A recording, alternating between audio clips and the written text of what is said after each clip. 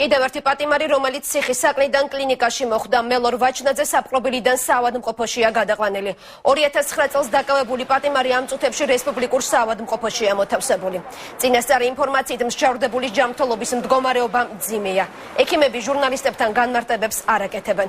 ვრცელდება ცნობა, რომ ვაჩნაძეს ხერხემალთან დაკავშირებით პრობლემები აქვს და გულიც აწუხებს. ამ დროისთვის რუსთავის საპყრობილიდან გადაყვანილ პაციენტს დიაგნოსტიკური გამოკვლევები უტარდება.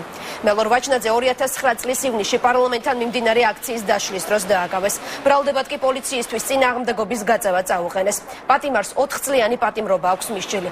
არასამთავრობო ორგანიზაციები და უფლებადამცველები ვაჩნაძეს პოლიტპატიმრად მოიხსენიებენ.